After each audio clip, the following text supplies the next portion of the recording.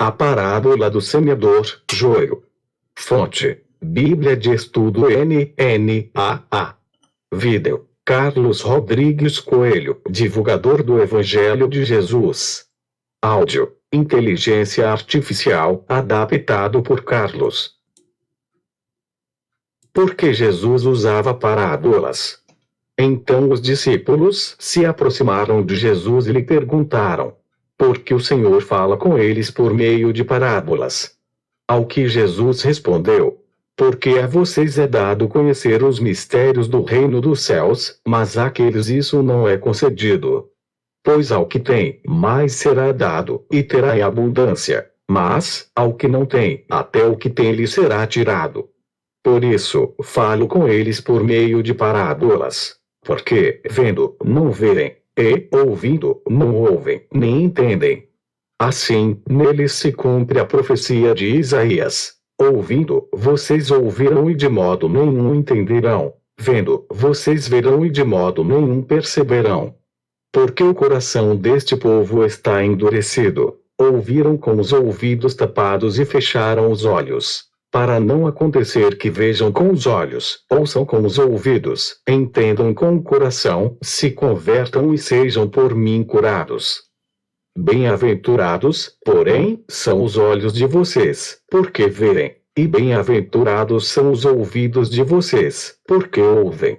Pois em verdade lhes digo que muitos profetas e justos desejaram ver o que vocês estão vendo, mas não viram, e quiseram ouvir o que vocês estão ouvindo, mas não ouviram. Mateus capítulo 13 versículos 10 a 17. A explicação da parábola. Ouçam, portanto, o que significa a parábola do semeador. A todos os que ouvem a palavra do reino e não a compreendem, vem um maligno e arrebata o que lhes foi semeado no coração. Este é o que foi semeado à beira do caminho. O que foi semeado em solo rochoso, esse é o que ouve a palavra e logo a recebe com alegria. Mas ele não tem raiz em si mesmo, sendo de pouca duração. Quando chega a angústia ou a perseguição por causa da palavra, logo se escandaliza. O que foi semeado entre os espinhos é o que ouve a palavra, porém as preocupações deste mundo e a fascinação das riquezas sufocam a palavra, e ela fica infrutífera. Mas o que foi semeado em boa terra é o que ouve a palavra e a compreende. Este frutifica e produz a 100, a 60 e a 30 por um. Mateus 13, 18 a 23. A parábola do joio. Jesus lhes propôs outra parábola, dizendo: o reino dos céus é semelhante a um homem que semeou boa semente no seu campo. Mas, enquanto todos estavam dormindo, veio o inimigo dele, semeou o joio no meio do trigo e foi embora. E, quando as plantas cresceram e produziram fruto, apareceu também o joio. Então os servos do dono da casa chegaram e disseram: patrão, o senhor não semeou boa semente no seu campo.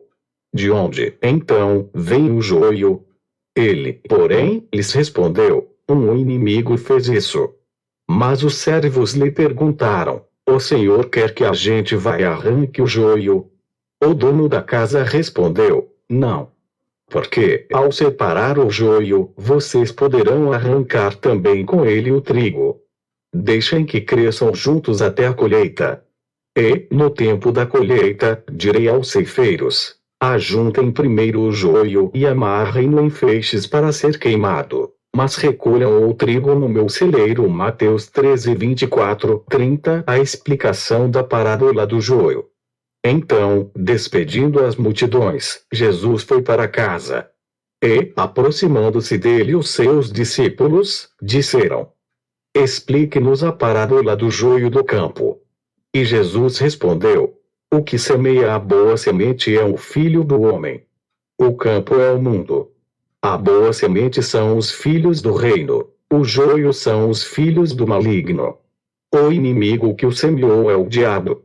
A colheita é o fim dos tempos, e os ceifeiros são os anjos. Pois, assim como o joio é colhido e jogado no fogo, assim será no fim dos tempos. O Filho do Homem mandará os seus anjos, que ajuntarão do seu reino todos os que servem de pedra de tropeço e os que praticam o mal, e os lançarão na fornalha acesa. Ali haverá choro e ranger de dentes. Então os justos resplandecerão como o sol, no reino de seu Pai. Quem tem ouvidos para ouvir, ouça. Mateus 13, 36, 43. Entendimento. A parábola descreve a atividade do reino de Deus, no mundo e não dentro da igreja. Os inimigos do reino, o joio, sempre coexistirão com os filhos do reino, a boa semente, nesta era. Colheita, o julgamento que acompanhará o retorno do Filho do Homem no fim dos tempos. Jesus estava sentado no Monte das Oliveiras quando os discípulos se aproximaram dele, em particular, e pediram: diga-nos quando essas coisas vão acontecer e que sinal haverá da sua vinda e do fim dos tempos, para estabelecer seu reino na sua forma plenamente concretizada. Fornalha acesa, choro e ranger dos dentes. Típica descrição feita por Jesus sobre o juízo eterno, no Evangelho de Mateus, conforme capítulo 8 e 12, 13 e 50, 22 e 13, 24,51, 25, 30. Mas os filhos do reino serão lançados para fora, nas trevas. Ali haverá choro e ranger de dentes. E os lançarão na fornalha acesa. Ali haverá choro e ranger de dentes. Então o rei ordenou aos serventes: amarrem os pés e as mãos dele e atirem-no para fora, nas trevas. Ali haverá choro e ranger de dentes. Irá aplicar-lhe um castigo severo, condenando com os hipócritas. Ali haverá choro e ranger de dentes. Quanto ao servo inútil, lancem-no para fora, nas trevas. Ali haverá choro e ranger de dentes. Os justos resplandecerão como o sol, refletindo assim, em menor grau, o brilho da glória de Deus. Porém, quando Moisés vinha diante do Senhor para falar-lhe, removia o véu até sair. E, saindo, dizia aos filhos de Israel tudo o que lhe tinha sido ordenado. Assim, os filhos de Israel viam o rosto de Moisés, viam que a pele do seu rosto resplandecia. Porém Moisés cobria de novo o rosto com o véu até entrar para falar com o Senhor. Derrubem os seus altares, quebrem as suas colunas sagradas, queimem os postes da deusa Azerá, despedacem as imagens esculpidas dos seus deuses, e façam com que o nome desses deuses desapareça daquele lugar. E Jesus foi transfigurado diante deles.